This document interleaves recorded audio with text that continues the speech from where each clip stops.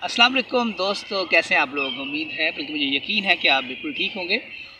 एक अरसे के बाद ड्यू टू सम रीज़न अब ये गैप आ गया, वो राब्ता वो रब्त व ताल्लुक़ हमारा मुनक़ता हो गया था। और आज से मैं कोशिश करूँगा इंशाल्लाह से दोबारा डेली बेसिस पे ब्लॉगिंग बनाऊँ, जिसमें हमारे लिए कुछ मॉरली कोई मोटिवेशनल चीज़ें भी होंगी।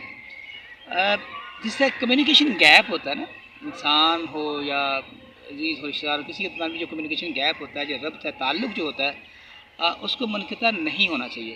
क्योंकि दुनिया का एक निज़ाम है कि जब आपके राब्ते रहते हैं तो आपके लिए बहुत सारी अपॉर्चुनिटीज़, आपको मौक़े जो है वो मिलते रहते हैं, होते रहते हैं।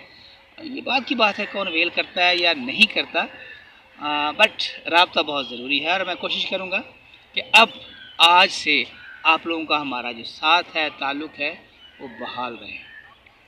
अच्छा, बात पहला व्लॉग है आज, तो मैं चाहूँगा बात मोहब्बत की करें। हम अक्सर मोहब्बत और अमन की बातें करते हैं, और जब मोहब्बत होगी तो अमन तो खुद ब खुद आता है। और देखा जाए तो एक वाहद मोहब्बत उस खालिक और मखलूक के दरमियान जो अल्लाह की मोहब्बत है वो लाजवाल है। अल्लाह की मोहब्बत हमेशा उसको अरूज रहता है।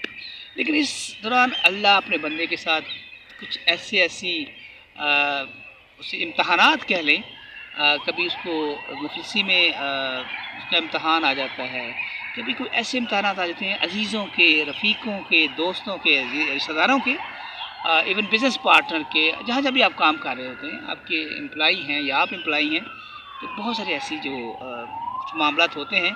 लेकिन एट द एंड अल्लाह ताला फरमाते हैं ना कि इन्नल्लाह मअस साबिरीन, कि बेशक अल्लाह सब्र करने वालों के साथ होता है। और जो सब्र कर लेते हैं उसमें थोड़ी देर हो सकती है, लेकिन उसका जो रिज़ल्ट्स है वो बहुत फ्रूटफुल होता है। तो जो अल्लाह ताला की मोहब्बत है उसको वो हमेशा अरूज उसी पे है।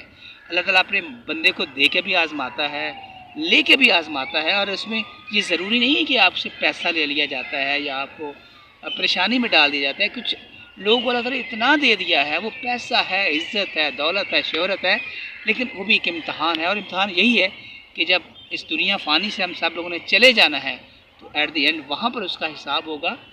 जिसने अच्छे अमाल किए होंगे उसको डेफिनेट उसको अच्छा ही अमल जो किया होगा उसका वो मिलेगा, वो जन्नत में मिलेगी। जन्नत के लिए हम कितना भाग दौड़ करते हैं, नमाज़ें पढ़ते हैं, बहुत कुछ करते हैं, लेकिन मीनवेल हम कुछ लोगों का दिल दुखा देते हैं।